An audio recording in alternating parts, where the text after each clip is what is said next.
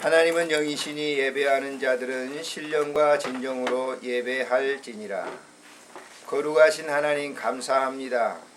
아기 예수 탄생하신 것을 기념하는 귀한 달을 주시고 또 오늘도 우리 메트로 병동 사랑하는 호스피 병동에서 내 사랑하는 환우들과 간병하시는 모든 분들과 함께 예배드리게 됨을 감사를 드립니다. 드려지는 예배를 주께서 받으시고 우리의 찹찹하고 우울한 마음이 시원해지고 또 개이게 해주셔서 하나님께 영광 돌리는 귀한 예배가 되도록 은혜 베풀어 주시고 이 예배를 통해서 저희들의 아픔과 모든 상처를 주께서 치유해 주시기를 간절히 빌고 원합니다. 함께해 주실 줄을 믿고 우리 구주 예수님의 이름으로 감사하며 기도드리옵나이다. 아멘. 찬송가 21장을 드리도록 하겠습니다. 21장 다 찬양하여라 전능왕 창조의 주께 내 호나 주 찬양 평강과 구원의 주님 성도들아 주 앞에 이제 나와 즐겁게 찬양하여라. 다 찬양하여라. 놀라운 만유의 주께 포근한 날개 밑늘 품어주시는 주님 성도들아 주님의 뜻 안에서 내 소원 다 이루리라. 다 찬양하여라. 온몸과 마음을 바쳐 이 세상 만물이 주 앞에 다 나와 찬양. 성도들아 기쁘게 소리 높여 영원히 찬양하여라. 아멘. 다같이 2-3분 동안 우리 지난 한 주간 동안 있었던 일들 가운데 참 여러가지 원치 않는 죄들을 범한 것이 있을 줄 압니다. 조용하게 묵도하면서 참회 기도를 드리실 수 있기를 바랍니다. 한 2-3분 동안 기도하겠습니다. 주님 감사합니다. 한 주간도 우리를 사랑해 주셔서 지내는 동안 주님이 원치 않는 여러가지 불미스러운 일들이 많이 있었습니다. 주님 용서하시고 오늘 또 사유하시는 주님의 그 은혜 보혈의 피 우리의 모든 죄를 사해 주시기를 빌고 원합니다. 고백하는 모든 성도들의 기도를 주께서 응답해 주시고 저들의 기도를 응하사 저들의 진정한 자유함과 기쁨이 넘치도록 은총 베풀어 주시기를 간절히 빌고 원합니다. 죄를 고백하는 자를 이쁘시다고 말씀하신 주님 오늘 또 우리 귀한 이 환우들과 성도들 주 앞에 고백하는 모든 찬양의 기도를 들어준다하시고 주께서 자유함을 주들에게 허락해 주옵소서. 그러므로 그리스도 안에서는 정죄함이 없나니 너희 모든 죄가 사해졌느니라. 우리 구주 예수님의 이름으로 감사하오며 기도드리옵나이다. 아멘. 사도신경으로 신앙을 다같이 고백하도록 하겠습니다. 신앙 고백하십니다. 전능하사 천지를 만드신 하나님 아버지를 내가 믿사오며 그 외아들 우리 주 예수 그리스도를 믿사오니 이는 성령으로 잉태하사 동정녀 마리아에게 나시고 본디오 빌라도에게 고난을 받으사 십자가에 못 박혀 죽으시고 장사한 지 사흘 만에 죽은 자 가운데서 다시 살아나시며 하늘에 오르사 전능하신 하나님 우편에 앉아 계시다가 저리로서 산 자와 죽은 자를 심판하러 오시리라. 성령을 믿사오며 거룩한 공회와 성도가 서로 교통하는 것과 죄를 사하여 주시는 것과 몸이 다시 사는 것과 영원히 사는 것을 믿사옵나이다. 아멘. 찬송 86장을 드리겠습니다. 86장 찬송 가사를 잘 이렇게 음미해 보십시오. 참 좋은 그런 찬송인데 자주 부르지는 않죠. 우리 함께 찬양하겠습니다. 내가 누르지 않은 예수 나의 상처 입은 심령을 불쌍하게 여기사 위로하여 주시니 미쁘신 나의 좋은 친구 내가 의지하는 예수 내 사모하는 친구 나의 기도 들으사 응답하여 주시니 미쁘신 나의 좋은 친구 주의 손 의지하고 살 때 나를 해할 자가 없도다 주님 나의 마음을 크게 위로하시니 미쁘신 나의 좋은 친구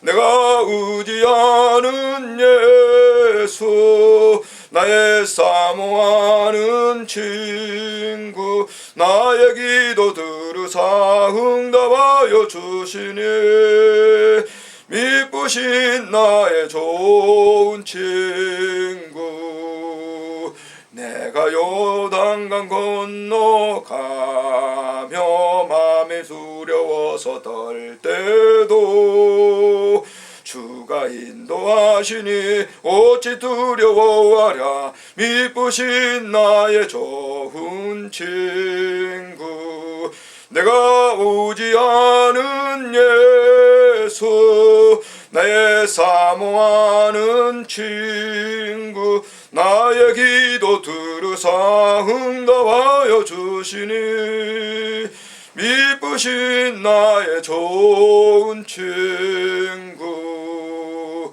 이후 천국에 올라가서 모든 성도들과 다 함께 우리 둘을 구하신 주를 찬양하리라 미쁘신 나의 좋은 친구 내가 의지하는 예수 나의 사모하는 친구 나의 기도 들으사 응답하여 주시니 미쁘신 나의 좋은 친구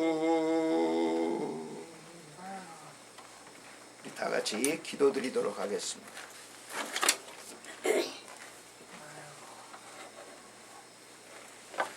존귀하신 우리 하나님 은혜를 감사를 드립니다. 오늘도 대강절을 지내면서 살아계신 하나님께 예배드립니다. 주께서 우리의 예배를 흠양하시고 큰 복을 허락해 주시기를 간절히 빌고 원합니다.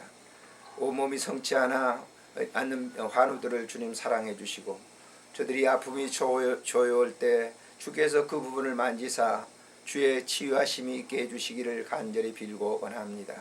하나님 아버지 이를 간병하시는 가족들과 또 간병하시는 분들과 간호하는 모든 분들을 주님 사랑해 주시고 이 병동에서 일어나는 모든 일들을 주께서 일일이 주관해 주시기를 간절히 빌고 원합니다. 생애 삶의 여정 동안 우리가 아플 때가 있습니다. 남의 도움을 받을 때가 있습니다. 주께서 특별히 그러한 배려하는 사람들을 사랑해 주시고 은총 베풀어 주시기를 간절히 빌고 원합니다. 오늘도 이 예배를 주께서 받으시고 사랑하는 귀한 종들과 환우들을 사랑해 주시기를 간절히 빌고 원합니다. 하나님 아버지 환우들의 가정을 주님 기억하시고 이런 일들을 통해서 평온이 찾아오게 하시고 마음속에 평강이 임하도록 은총 베풀어 주시기를 간절히 빌고 원합니다.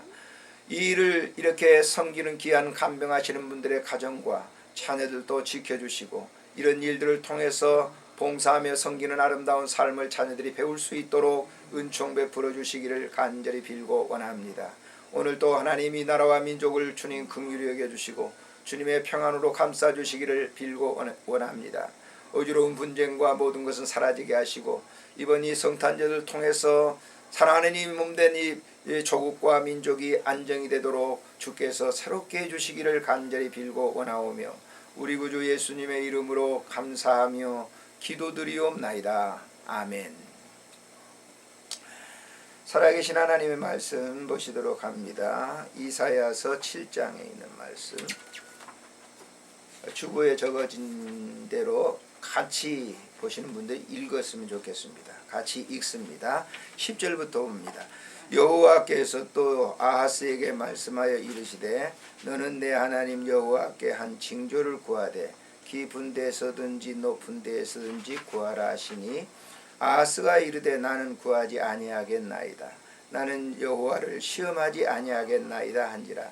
이사야가 이르되 다윗의 집이여 원하건대 들을지어다. 너희가 사람을 괴롭히고서 그것을 작은 일로 여겨 또 나의 하나님을 괴롭히려 하느냐. 그러므로 주께서 친히 징조를 너희에게 주실 것이라. 보라 처녀가 잉태하여 아들을 낳을 것이요 그의 이름은 임마누엘이라 하리라. 그가 악을 버리며 선을 택할 줄 알 때가 되면 엉긴 젖과 꿀을 먹을 것이라. 아멘. 조금 이따가 하십시오. 예배 마치고 나면 하십시오. 사람들은 미래에 대한 것을 이제 알고 싶어 하죠. 그래서 그런 종류의 책들을 쓰기도 하고 또한 보기도 합니다. 그러나 이런 예언은 맞기도 하지만은 또 맞지 않기도 해요. 그러나 이 성경은 다릅니다. 다른 책들과 달라요. 성경은 다른 책들이 뭐 예언해가지고 이렇게 맞지 않는 그런 경우가 없이 다 정확하게 맞는다라고 하는 거예요. 그래서 아시겠지만은 성경이라고 하는 것은 하나님께서 감동을 주어서 사람들로 하여금 기록했기 때문에 수천 년이 지난 오늘날 그런 성경을 보면서 전 세계 모든 사람들이 동감하는 거예요. 아, 이건 하나님의 말씀이다, 신의 말씀이다 라고 이렇게 동감하는 겁니다. 왜냐하면 사람의 책이라고 하면 그 수천 년 동안 그 많은 사람들이 믿어왔단 말이에요. 그 말씀을 믿고 또 지금도 마찬가지입니다. 이 성경을 그대로 믿고 지키는 그런 이 성도들이 있는데 이것이 하나님의 말씀이 아니었다고 하면 그렇게 될 리가 없다라고 하는 것이죠. 오늘날 많은 학자들도 우리나라에도 있습니다만은 이 카이스트에 가보면은 92%가 다 크리스찬들이에요. 거기 다 석박사들이거든요. 여러 분야 속에 연구하는 그 분야 속에서. 그러면 그런 이 석박사들이 성경을 신뢰하고 믿을 수 있는 것은 사람의 글이 아니기 때문에 그렇다라고 하는 거예요. 하나님께서 사람들에게 감동을 주어서 기록한 것이기 때문에 그렇다라고 하는 거예요. 그래서 성경은 뭐라고 얘기하느냐? 자체적으로 이렇게 성경은 얘기합니다. 디모데후서 3장 16절에 보면 모든 성경은 하나님의 감동으로 된 것으로 교훈과 책망과 의로 교육하게 유익한 그런 책이라고 이 성경은 자체적으로 자정을 하고 있다라고 하는 것을 우리가 볼 수가 있죠. 그렇기 때문에 성경은 신뢰성이 있는 거예요. 저도 아마 이 성경을 이 목회를 하면서 수도 없이 읽었습니다. 모르긴 해도 한 1000독이 넘을 거예요. 그러면 이렇게 많은 책을 읽으면 질려버릴 것 같죠. 그러나 그렇지 않아요. 성경을 읽으면 또 새로운 그러한 이 영적인 것을 느낄 수 있는 그런 책인 것을 우리가 이렇게 보게 되는 것이죠. 그래서 성경 크게 두 가지가 있는데 두 가지로 구분이 되어 있지 않습니까? 하나는 구약이고 하나는 신약입니다. 구약이라고 하는 것은 옛 언약이라고 하는 것이죠. 하나님께서 옛 언약, 하나님께서 옛 언약으로 뭘 말씀하십니까? 죄인들을 용서해 주시기 위해서 제사를 드려야 된다. 그래서 그 제사를 하나님이 받으신다라고 하는 이것입니다.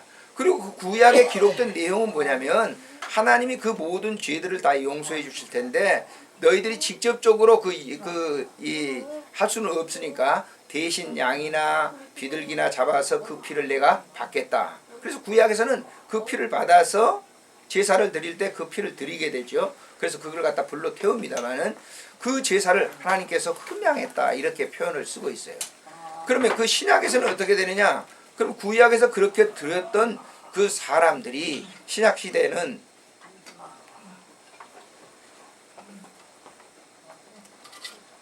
안 들려요? 들어왔어요.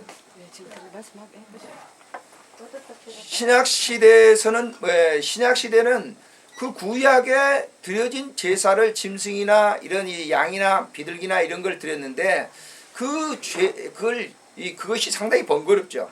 그래서 그 죄를 단번에 용서해 주시기 위해서 하나님 자신이 특단의 조치를 취하는 것이 뭐냐? 하나님이 육신을 입고 이 세상에 오시는 사건이에요. 그래서 구약 성경 전체 읽어보면 그 성경을 쓰는 모든 사람들이 뭐냐? 신약 시대에 새로운 신약 시대가 올 텐데 그 시대는 메시아가 올 것이다. 메시아라고 하는 것은 이스라엘 백성들, 유대 백성들을 다 구원해 줄 그런 이 만왕으로 오실 것이라고 하는 것이 구약에 예언되어 있는 것이죠. 그런데 그 예언된 말씀이 구약 여러 군데 있는데 오늘 이 성경에 나와 있는 이사야서 7장에도 그렇게 예언되어 있는 말씀이 있다라고 하는 것이죠. 그러면 구약의 이 시대는 어떤 시대였느냐? 아스왕 때였는데 이 아스왕은 굉장히 악한 왕이었어요. 독단적으로 하는 왕이었어요. 근데 그때 당시에 이사야 선지자가 아스왕에게 찾아가서 하나님께서 이런 징조를 보여주셨습니다.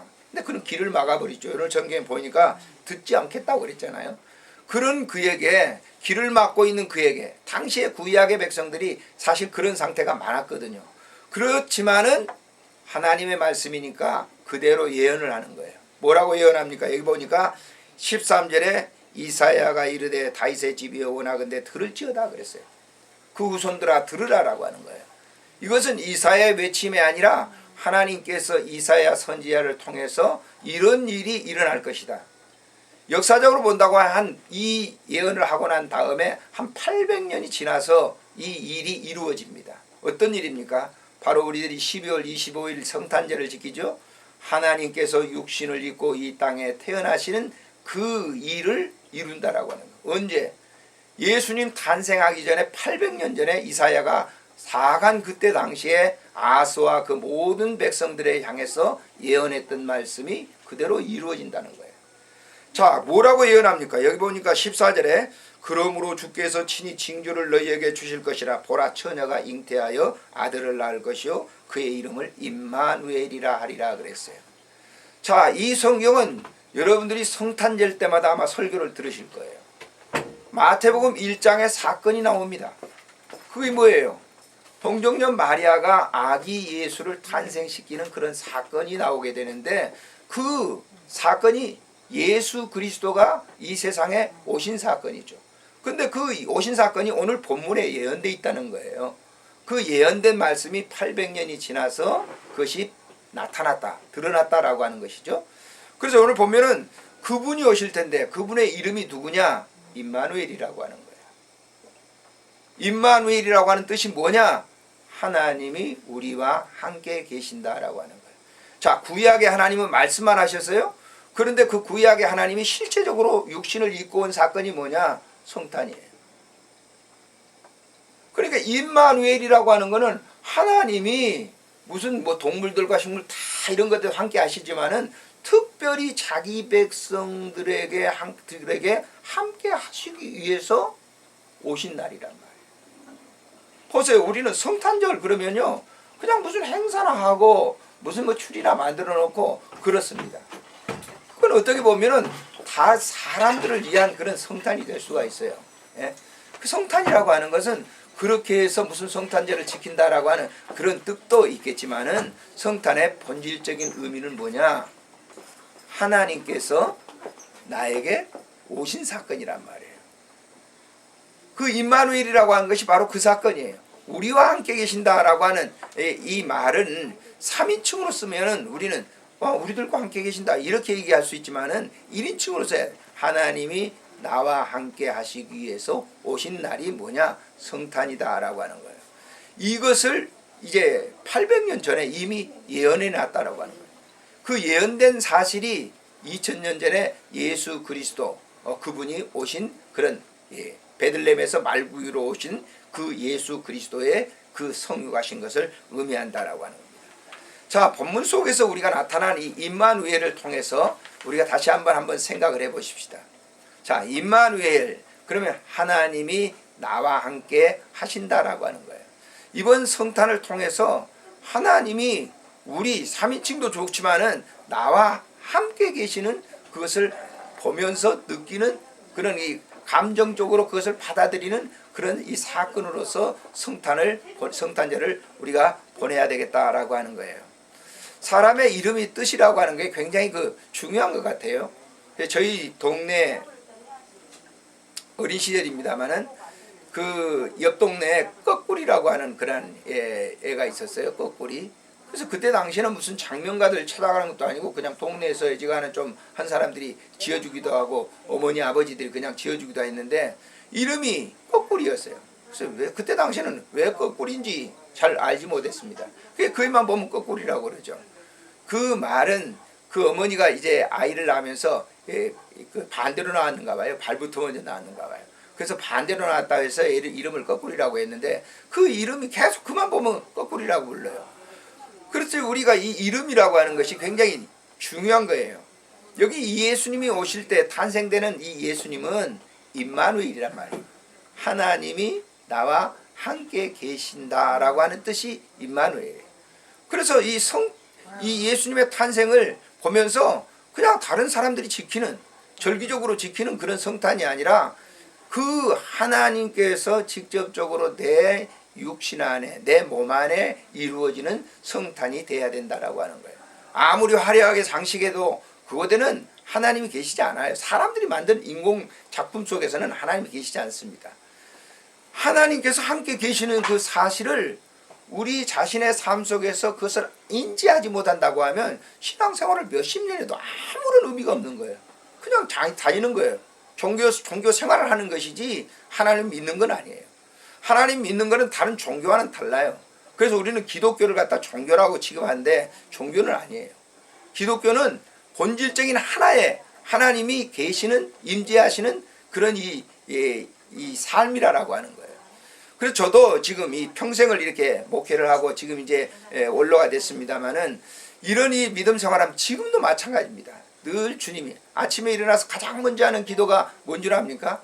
주님이 나와 함께 계셔서 오늘 또 눈뜨게 해주시니 감사합니다. 오늘 하루도 살겠습니다. 자, 잠자리에 들 때 어떻게 기도합니까? 하나님 오늘 하루 종일 나와 함께 계셔서 감사합니다. 이 잠자리에 드는 이 순간에도 주님이 나와 함께 계시는 것을 저는 확신합니다. 편안한 밤이 돼요. 사람들은 잠을 못 자겠어요. 잠이 안 와서 잠을 못 잔다고 그럽니다. 저는 벽에 머리가 뒤에 딱 벽에 닿기만 하면 잠잡니다. 그건 난 하나님의 은혜라고 생각해요. 그게 뭐냐면 성경에 보면 하나님이 사랑하는 자에게 잠을 주시는도다 이렇게 얘기하고 있잖아요. 그러니까 정말 주님이 내 안에 계신다고 하면 두려울 것이 없는 거예요.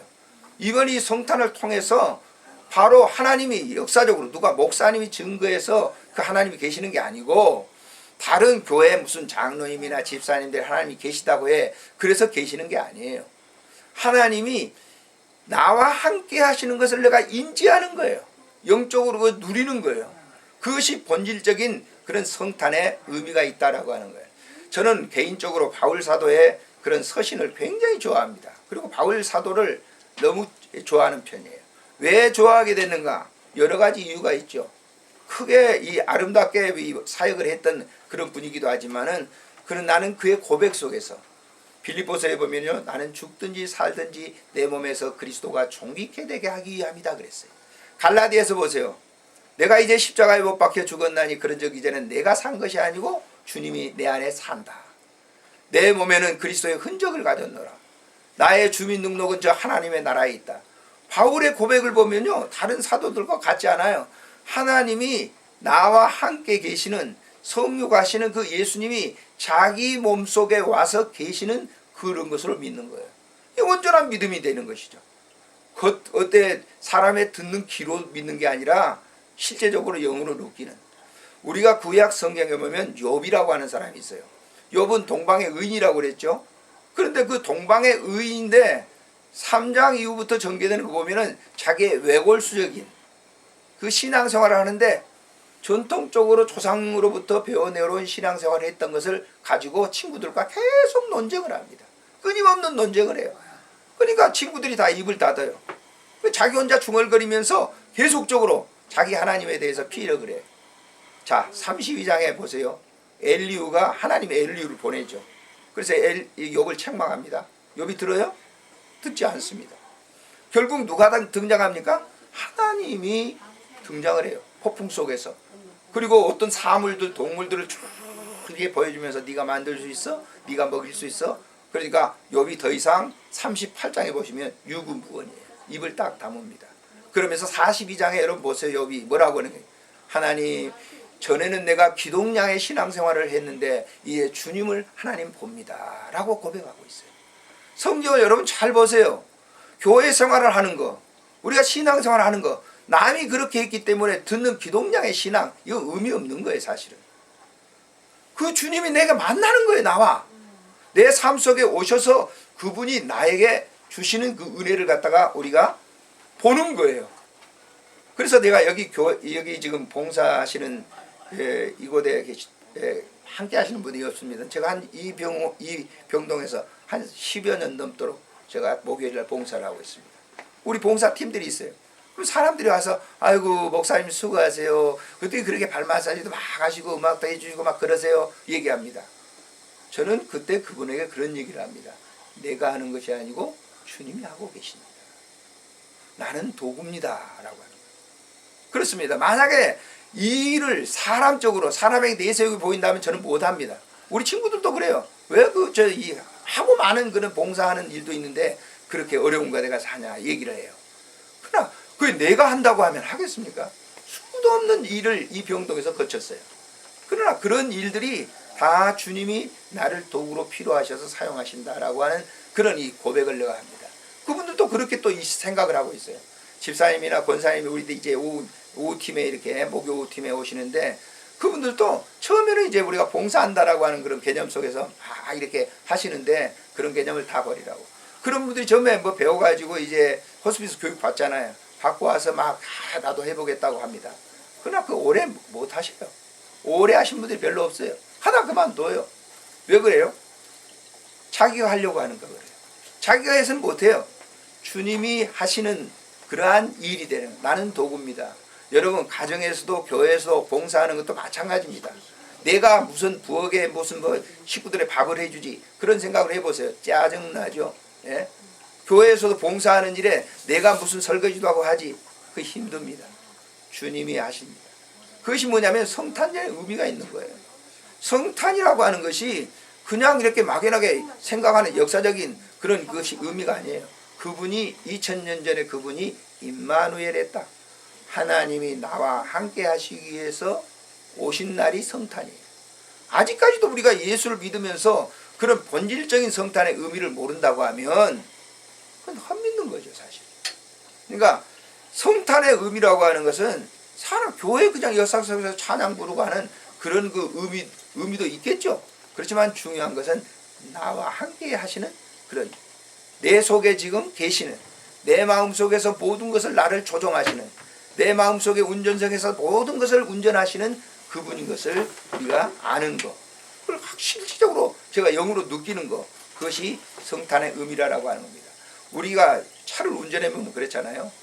그 차가 좋은 차냐 나쁜 차냐 그거 아니에요. 그 속에 운전하는 사람에 의해서 차가 좋은 차도 될 수 있고 나쁜 차도 될 수 있는 거예요. 그 운전수가 누구냐? 우리도 마찬가지입니다. 신앙생활하면서 주님이 내 안에서 오셔서 운전하신 것, 그럴 때 우리는 좋은 성도가 되는 거예요.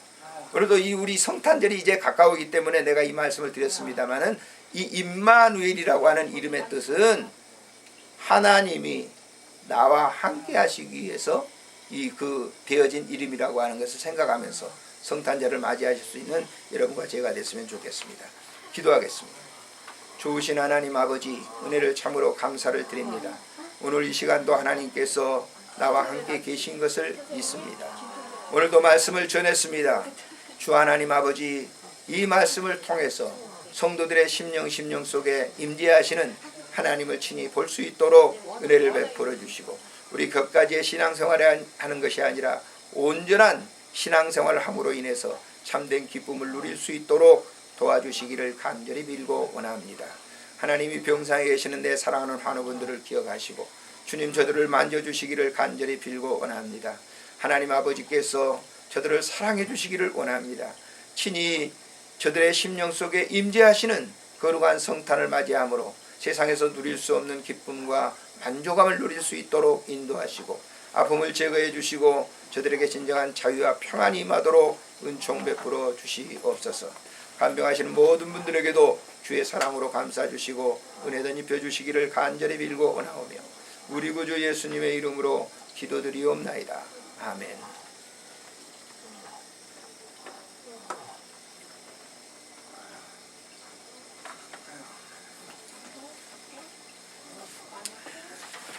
단상에 쓴 글을 읽고 찬송 부르고 축도로 예배를 마치겠습니다. 허장성세라고 하는 제자입니다. 20대 후반으로 보이는 젊은이와 이런저런 얘기를 나누면서 자기 친구들이 거의 외제차여서 쪽팔린다며 차를 구입했는데 한 달에 230만 원씩 3년을 넣어야 한다며 차는 자신이 타고 다니지만 3년간은 판매점 소유라며 역시 차는 어떤 차가 외제차 명칭이 있습니다. 차가 좋다고 자랑해 댔습니다. 허세를 부리는 그 젊은이를 다시 한번 쳐다보며 과연 그 차가 자신의 소유가 될까라는 염려 아닌 염려를 했던 적이 있었습니다. 허세 혹은 과시라는 사람들은 그 부분에 트라우마나 약점을 가지고 있을 확률이 매우 높습니다. 예로 보석이나 돈이나 명예 그리고 지식의 약점이 있는 사람들은 그 약점을 보완하기 위해 허세를 부립니다. 그러나 그 허세는 결코 오래가지 못해 패가망신하게 됩니다. 종종 허세를 부리는 사람들을 보면 오래전에 읽었던 모파상의 진주 목걸이가 떠오릅니다. 여주인공 마틸드는 참 아름다운 여자였습니다. 그녀는 곱고 아름다운 외모는 타고났지만 집안이 지참금이 없고 돈 많은 남자와 결혼할 만한 연줄도 없어서 정부 문화원에서 일하는 하급 공무원과 결혼을 하게 됩니다. 남편 루아젤은 성실하고 착한 사람이었지만 마틸다는 루아젤이 자신의 허영심을 채워주지 못해 늘 불만을 가득했습니다. 하루는 남편이 힘들게 장관의 호화스러운 파티에 초대장을 구해옵니다. 이때 마틸드는 값비싼 진주 목걸이를 구입할 수 없어서 친구 잔느 포레스티 부인에게 빌려 참석하게 되는데 파티를 마치고 집에 와 진주 목걸이가 없어진 사실을 알게 됩니다. 그녀는 진주 목걸이를 새로 사준 후 10년 동안 진 빚을 갚기에 온갖 고생을 다해 지인들과 주변 사람들이 잘 알아볼 수 없을 정도로 변해 있었습니다. 그녀는 빚을 청산한 후 친구에게 이 사실을 자초지종하는데 그녀의 말을 듣던 친구 잔느는 빌려준 목걸이는 진짜가 아니라 가짜였다고 알려줍니다. 우리 주변에 마틸드 부인처럼 허세를 부리다가 망가지는 사람들이 많이 있습니다. 분명한 것은 허세 부리며 거들먹거리며 뻐기는 것은 결코 그 결과가 좋지 않다는 사실입니다. 비싼 외제차 몇백만 원씩 올부 내면서 타고 다니는 젊은이의 장래가 매우 염려스럽기만 합니다. 찬송가 108장 부르고 축도로 예배를 마치겠습니다. 반주기가 없어가지고 제가 힘이 좀 많이 듭니다. 108장 찬송 부르고 축도로 같이 하시는 분들은 같이 해주셨으면 좋겠습니다. 그 어린 주 예수 늘 자리 없어 그 귀하신 몸이 구유에 있네 저 하늘 별들을 반짝이는데 그 어린 주 예수 꼬리에 자네 저 육축 소리에 아기 잠깨나 그 순하신 예수 우시지 않네 그 귀한 예수를 나 사랑하니 새날이 밝도록 함께 하소서 주 예수 내 곁에 가까이 계셔 그 한없는 사랑 늘 베푸시고 온 세상 악의를 다 품어주사 품 안에 안겨 살게 하소서.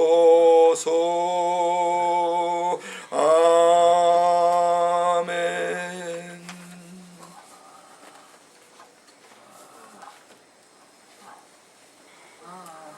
이제는 우리 구주 예수 그리스도의 은혜와 우리 하나님 아버지의 극진하신 사랑하심과 성령님의 교제하심이 오늘 머리 숙인 모든 믿음의 권속들에게, 특별히 내 사랑하는 환우들 위해, 가족들 위해, 또 이곳에서 간병하시는 모든 봉사하는 분들 위해 이제로 영원토록 함께 있을지어다.